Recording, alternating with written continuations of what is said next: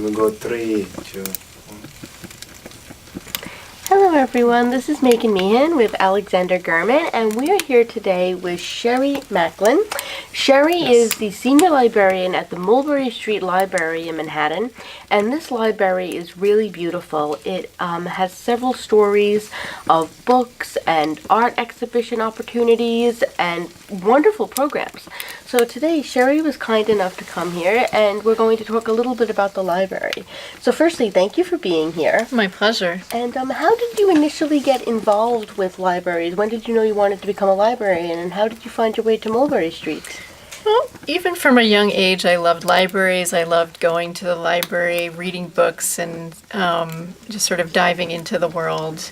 And it opened up the world to so many different subject areas, to art, to photography, to literature, to science. So I always felt home at a library, and eventually I became a librarian. Well, so now a lot of people don't realize with libraries that they do a lot more than just offer books to people. So for example, like I'm an artist and I've exhibited at Mulberry Street, and it's a wonderful space. So what kind of programs in general do people maybe not know about that libraries offer, as far as arts go, or even things like learning new languages or social programs? We definitely have a full range of programs for people of all ages. Twice a week we have story times for children.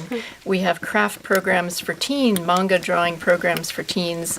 And for adults, we have a pretty active roster of arts programming at Mulberry Street in particular. We work with other organizations such as the National Association of Women Artists, and we offer drawing and collage workshops. And we have a robust community artist program of which you were a part of, and so happy to host your artwork. So every 3 months we have changing exhibits from local artists. That's wonderful. If I may ask, look, I'm going to have exhibition at the Essex Street Library in August.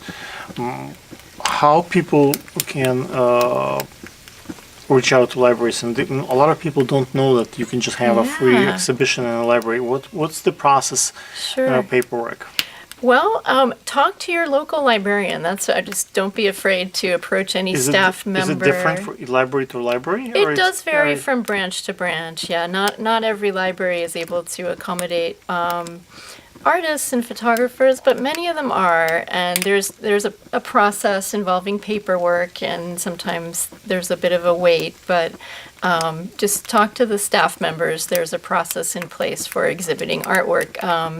There are a limited number of galleries in New York City, and if you're an artist who wants to show publicly, the library opens you up to just so many other people to see your work. Absolutely. For me, as a filmmaker and photographer, it was quite interesting the process of getting permits to film at the library. Sure. That's a whole different animal. What's the process to get a space so people can, just a regular picture, person reading a book, person sitting by the window. Libraries have some nice scenery. Definitely. Not that many people have lots of books in their home nowadays. Yeah. It's so many things. It's a community center. We're a technology center where we have free access to Wi-Fi and computers for anyone with or without a library card. So it's an important public service, exactly. Which programs have been the most popular overall? Like children's programs, teen programs, adult programs? Are there any that are, particularly in demand? Any sort of youth programming is we have a phenomenal turnout for. Imagine. Yeah, people want to bring their children to the library, and hopefully we retain them as readers as they grow into adulthood. In terms of adult programming, we've had a writer's workshop that has really grown over the past couple of years, a volunteer-led writer's workshop. People just want a space to come to explore their craft and make new friends and build community in that way. I teach writing classes as well. I have one going online right now, Right. actually.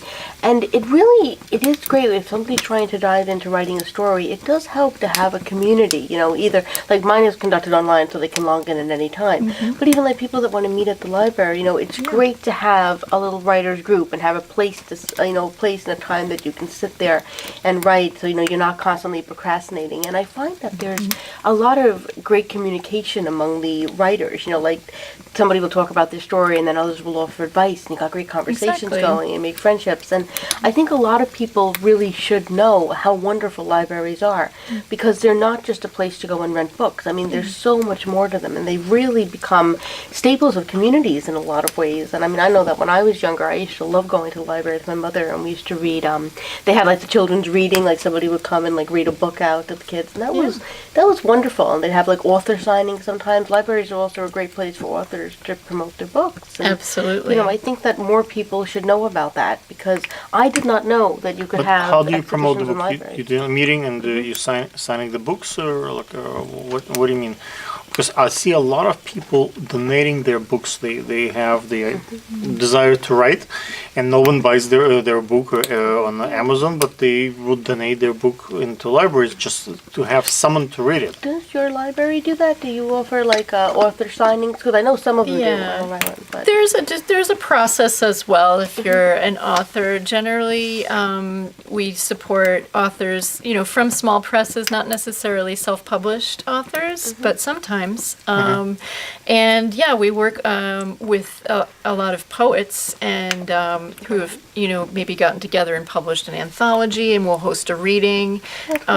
So encouraging. You know where I'm Small going presses. with my father's Yeah. book. Megan just read my father's new book. his father is a manager of a veterinary clinic in Okay. Brooklyn, and he wrote this book about. They were like little short stories, but they're true stories, all about his experiences. I have it was actually with me. wonderful. I'll show it to you. Wonderful. But I love libraries, and I think Yeah. they're fantastic. And how would you like to see the programs at Mulberry Street Library expand? This year into next year into beyond. Yeah, we have recently started a program called Coffee and Connections, which we're working with nearby shelters to just provide a safe space for people who might be experiencing homelessness.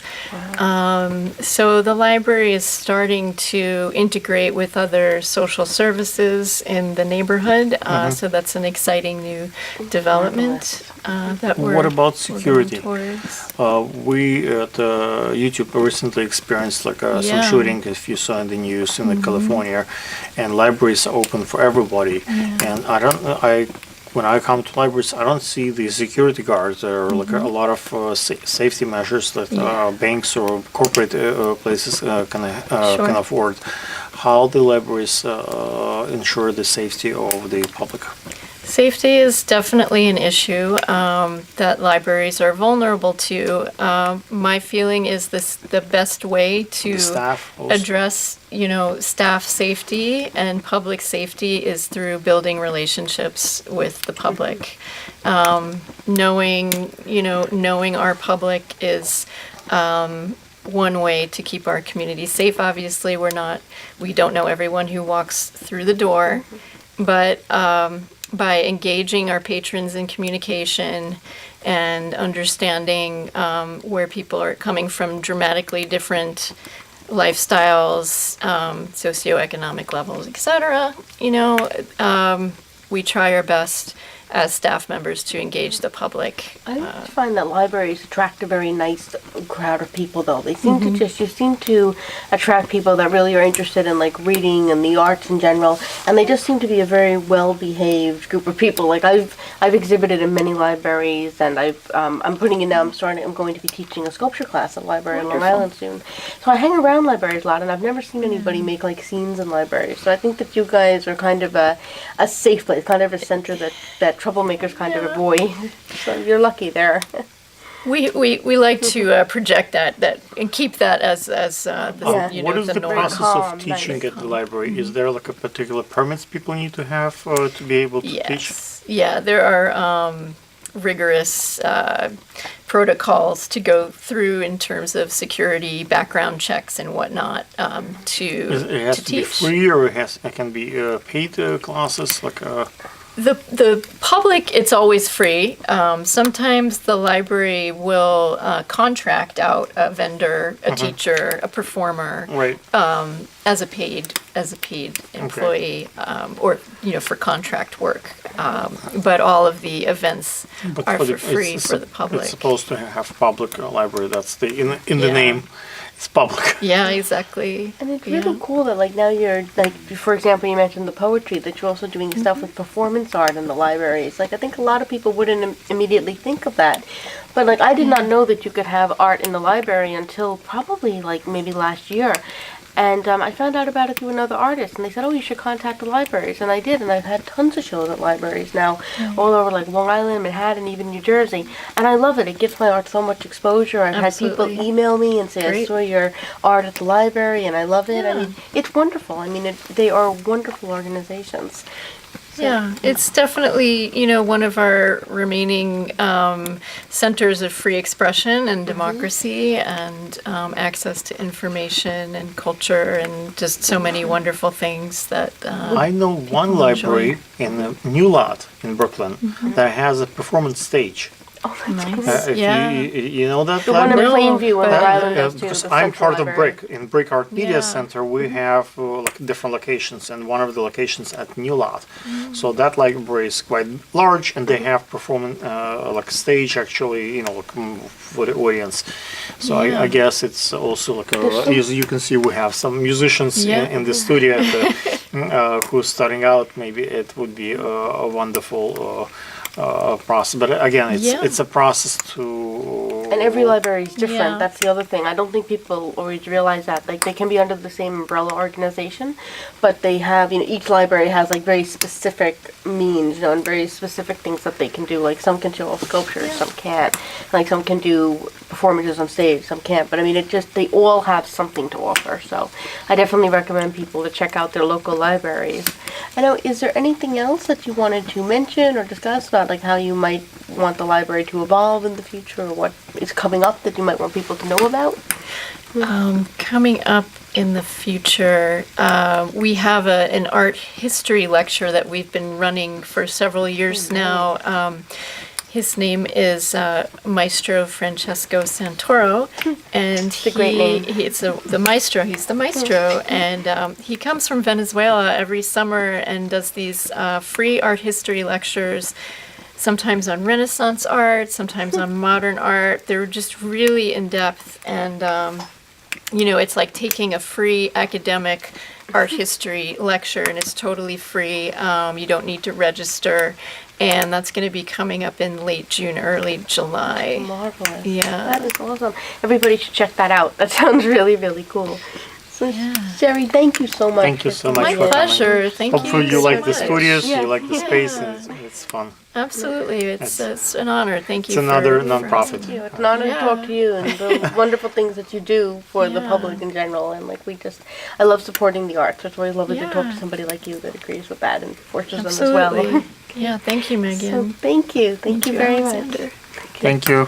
Thanks.